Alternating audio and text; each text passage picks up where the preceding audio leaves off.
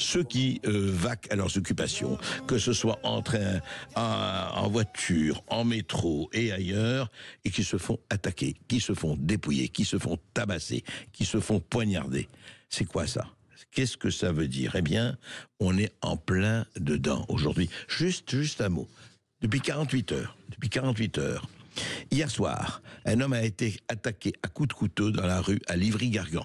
Et tous ceux qui sont sur les réseaux sociaux peuvent voir, il y a les images qui sont là, des images terribles. On voit en pleine rue, quelqu'un qui est en train de poignarder quelqu'un qui est déjà sur le pavé. Voilà, Livry-Gargan, hier. Avant-hier, à Lille, un homme de 19 ans a été poignardé dans une station de métro pour une bousculade. Voilà, il a bousculé quelqu'un, ça le voit. Type est retourné, là aussi, on l'a vu. Et puis là, il l'a poignardé carrément. Voilà. Et ça, on pourrait passer 5 heures à vous raconter ce qui s'est passé depuis une semaine, un mois en France. Pierre-Marie Sèvres, bonjour. Bonjour André Berkoff. Bonjour vous à tous. Vous êtes directeur de l'Institut pour la justice. Et encore une fois, on a l'impression de se dire qu'on se voit, et vous savez, quelquefois quand on pense à ça, et je me sens le professeur Salomon en train d'annoncer les morts du Covid tous les soirs à 20h, sur les radios et les télévisions au moment du Covid, au moment du confinement et tout ça. Qu'est-ce que ça veut dire qu'on soit condamné à cette espèce de litanie terrifiante, de litanie mortifère? Bien sûr que, alors on va dire, mais c'est pas tous les jours, tous les Français sont pas atteints. Bien sûr que tous les Français sont pas atteints. Manquerait plus que ça, que le crime soit la norme. Mais quand même, Pierre-Marie Sèvres, vous avez donné un certain nombre de faits dans une étude de votre institut publiée dans le Figaro Magazine. Alors, il y a deux choses dont je voudrais parler. C'est l'histoire d'abord des peines prévues par le code pénal, et puis l'autre, vous avez aussi souligné, Pierre-Marie Sèvres, les statistiques sont claires, un étranger supplémentaire qui en France fait augmenter la criminalité moyenne, et enfin, le record de France. Est-ce qu'on est aujourd'hui triste recordman d'Europe en matière de criminalité ? Alors, c'est assez difficile à dire. Enfin, on peut pas le dire avec une complète certitude, mais il y a plusieurs indicateurs qui nous laissent penser que la France est le pire élève d'Europe, au moins d'Europe occidentale, en matière de criminalité. Il y a un indicateur qui est toujours bien vu d'ailleurs en France, dès lors qu'il s'agit de comptabiliser des données pas très importantes. Par exemple, le temps passé dans les embouteillages. Bon, oui, ça peut être important, mais il y a un site internet qui fait des comparatifs sur plein de données, et notamment donc le temps passé dans les embouteillages, l'énergie, la part d'énergie propre, etc. Ils font plein de statistiques qui sont notées par les habitants eux-mêmes des pays concernés. Ça concerne le monde entier, et donc on a aussi sur la criminalité des données très intéressantes. Et évidemment, au Venezuela, en Afrique du Sud, les habitants disent que la vie est très dangereuse, et donc le Venezuela ou l'Afrique du Sud se retrouvent parmi les pays les plus bas du classement. Ouais. Et alors évidemment, la France n'est pas comparable avec le Venezuela ou l'Afrique du Sud, ou la Colombie. Bien sûr. Mais en revanche, quand on s'intéresse uniquement à l'échelle européenne, alors là, le bas blesse franchement, parce que depuis plusieurs années, depuis au moins 3 ou 4 ans, ce site s'appelle Numbeo, et donc la France est la pire élève d'Europe, en comptant l'Europe de l'Est, selon le classement Numbeo depuis au moins 3 ans. En comptant l'Europe de l'Est. Ouais. En comptant l'Ukraine, qui est un pays en guerre, absolument, qui n'est pas très bien classé évidemment, mais en comptant l'Ukraine, qui est un pays en guerre, et la France est sur le podium parmi les 3 ou 4 premiers depuis une dizaine d'années. Et évidemment, alors comme je vous disais, quand on parle de temps passé dans les embouteillages, alors là, les autorités françaises trouvent que le classement de Numbeo est merveilleux parce qu'il permet de montrer que la France se classe très bien en matière d'environnement, etc. Mais dès lors qu'on parle de criminalité, et moi j'ai parlé plusieurs fois de ce classement de Numbeo, notamment à votre antenne, il y a quelques années, on en avait déjà parlé, et puis pas mal sur Twitter. Et là, quand j'en parle sur la criminalité et que, comme par hasard, la France est mal classée, alors là, tout d'un coup, on a des fact-checkers qui viennent nous dire que ce classement n'est pas si fiable que ça, qu'on peut le manipuler, ce qui est vrai, on peut le manipuler, mais bon, le manipuler tous les ans, depuis 10 ans, ça commence à être compliqué. Oui, un peu complexe, voilà, c'est un petit peu cacher ce sein que je ne saurais voir, ça nous fait peur, on n'a pas envie de voir la réalité en face, beaucoup de gens n'ont pas envie de voir la réalité en face, mais en fait, moi je vais vous dire, ça ce sont les statistiques. Moi je pense qu'il suffit de se promener en Europe, de se promener même dans le monde occidental depuis des années, il suffit de se promener pour voir qu'il y a en France un niveau de tension dans les rues qui est bien plus important que dans les autres pays d'Europe, c'est tout. Ça s'arrête là. Non mais justement, Pierre Marisset, moi je me rappelle, ça ne me rajeunit pas, mais je me rappelle des années 70-80 à New York, où effectivement il y avait des quartiers entiers où on ne pouvait pas circuler. Bien sûr que ça se passe dans les tas de pays au monde, mais là effectivement, vous dites très bien, il y a une espèce de tension, il y a une espèce de... Mais qu'est-ce qui... Alors vous dites depuis 10 ans, en fait si on regarde un peu les choses avec un peu de distance, qu'est-ce qui s'est passé? C'est l'impunité, c'est la sensation que... Parce que justement, je voudrais qu'on parle du volet pénal. D'abord, parlons du volet des violences. Les violences les plus importantes sont à quel niveau? Je veux dire, on va pas faire mais vraiment les plus importantes. On va pas faire tout le palmarès, mais quand même. On va dire que l'homicide est traditionnellement l'indicateur majoritaire pour parler de la violence. L'homicide, dans tous les pays du monde d'ailleurs, on les calcule bien, on arrive à peu près à compter les cadavres selon la formule d'Alain Bauer, et c'est ça. Donc en France, sur les homicides, je vais vous donner un seul exemple. Alors en France, il y avait 250 homicides dans les années 50. Aujourd'hui, on est plutôt aux alentours de 1000. Et d'ailleurs, ça tombe bien qu'on parle de ce sujet-là, puisque la semaine dernière sont sortis les premiers chiffres provisoires du ministère de l'Intérieur sur les homicides. On serait sur une très légère baisse. On serait à 980. On était à 996 l'année dernière. Donc c'est une très légère baisse, mais c'est toujours 4 fois plus élevé que dans les années 50. Alors que la population n'a pas été multipliée par 4. Donc je dirais que l'homicide, c'est le principal indicateur. Maintenant, il y en a un deuxième, moi, que je trouve très intéressant, qui est les coups et blessures volontaires. Alors, ça concerne des bagarres dans des bars, mais ça concerne aussi et surtout des agressions. Des gens qui se font attaquer dans la rue sans raison, ou dans des bars, ou dans des restaurants, ou peu importe, sans raison. Ça concerne aussi les violences intrafamiliales, ça c'est un autre sujet. Mais il y a tout de même cette histoire des agressions, et donc les coups et blessures volontaires, depuis une dizaine d'années, ont vraiment explosé. Ils ont littéralement explosé, ils ont été multipliés par 4 depuis les années 2000.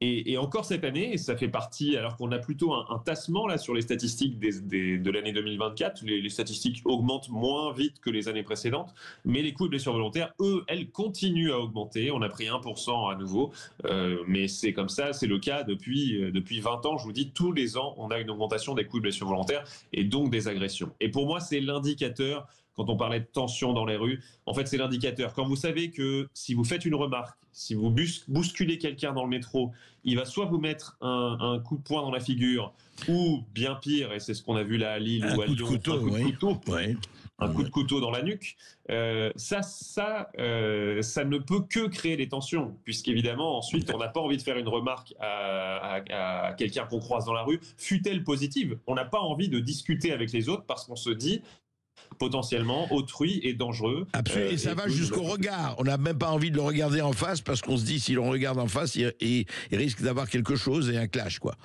Exactement. Et ça n'est pas dans les statistiques. Le fait qu'on ne puisse plus regarder les gens dans l'autobus ou dans le métro dans les yeux parce que vous savez qu'une personne sur deux va vouloir vous chercher des noises, ça n'existe pas dans les statistiques. Or, moi je suis persuadé, je suis assez jeune, mais je suis persuadé que dans les années 70, ça n'était pas le cas. Ça n'était pas le cas à ce point-là.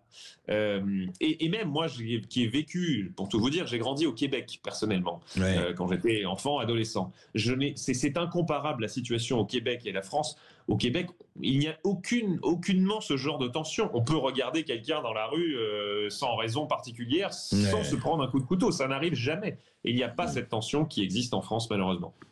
Et alors justement, Pierre Marisset, est-ce que l'autre volet qu'on voulait aborder, et qu'on a déjà abordé bien sûr, parce que à quoi peut-on attribuer, parce que vous donnez des chiffres très précis, 4 fois plus, 5 fois plus, cette situation.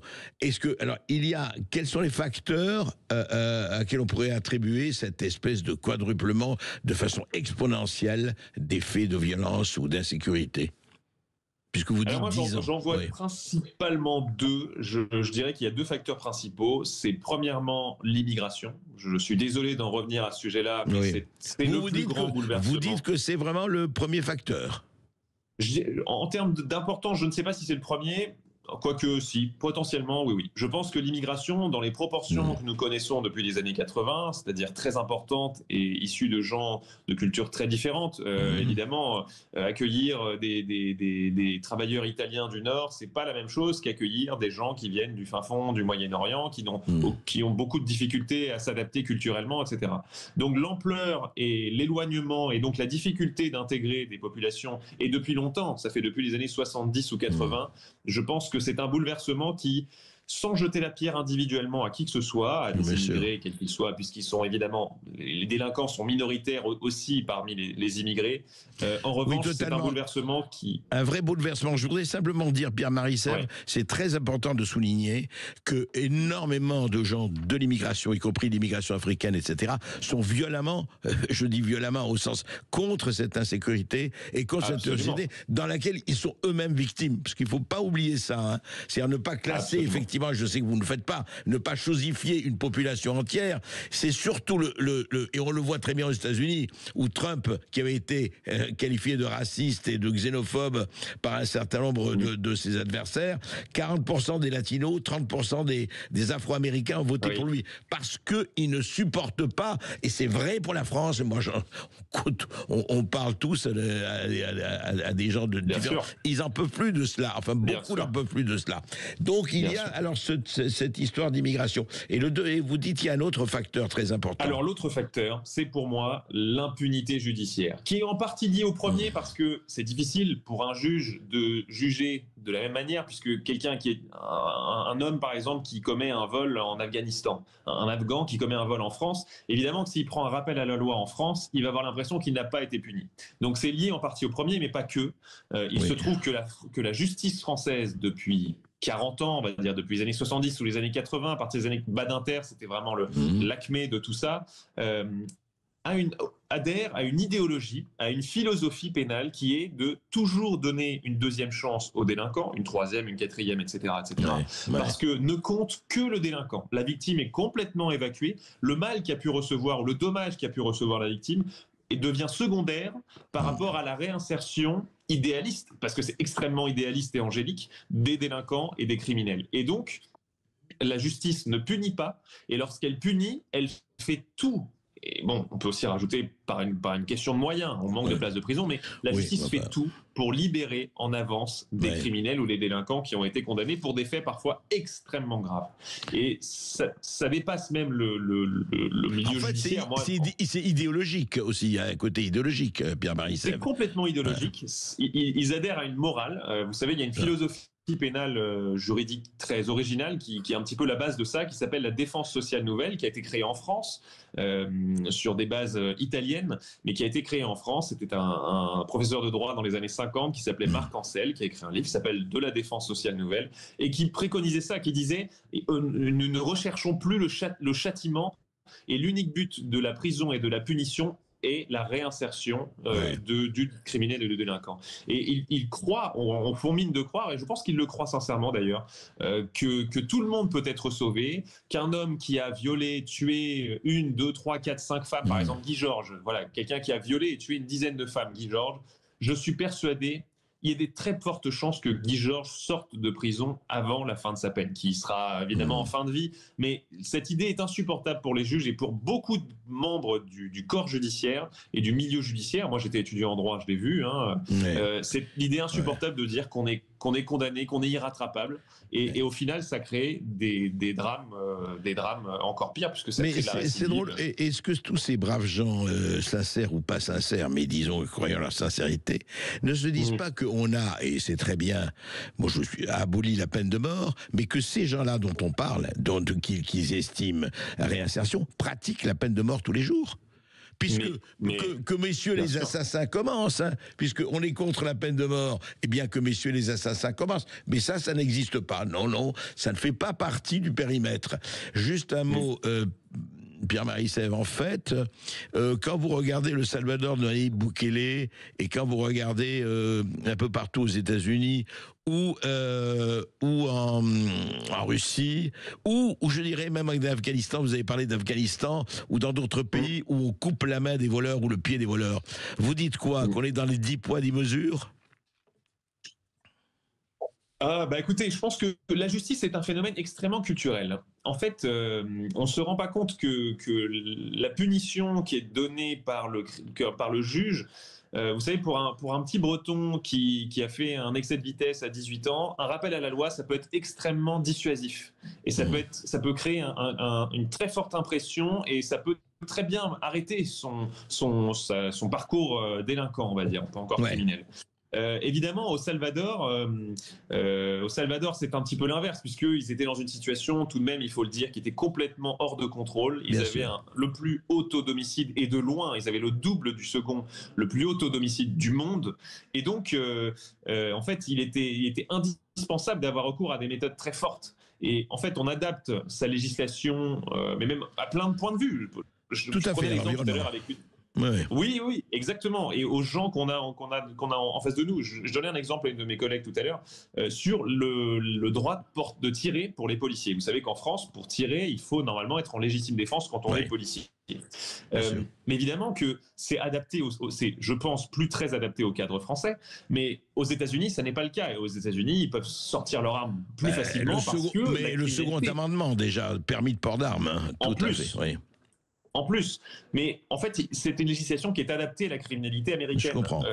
Mais nous, est-ce que notre législation, est-ce que Pierre-Marie Sèvres, je voudrais terminer là-dessus, est-ce que vous estimez que votre législation aujourd'hui, notre système de justice, est adapté à la situation française telle qu'elle existe aujourd'hui? Absolument pas. Le système, le code pénal par exemple, est adapté à une situation idéalisée qui vient des années 60 ou 70, de gens qui ont été formés dans les années 60, qui pensent que la France, pour toujours, fonctionnera comme les années 60, c'est-à-dire faite de gens qui comprennent, qui ont tous une compréhension et une intercompréhension des sanctions, de ce qui se fait, de ce qui ne se fait pas, de la civilisation.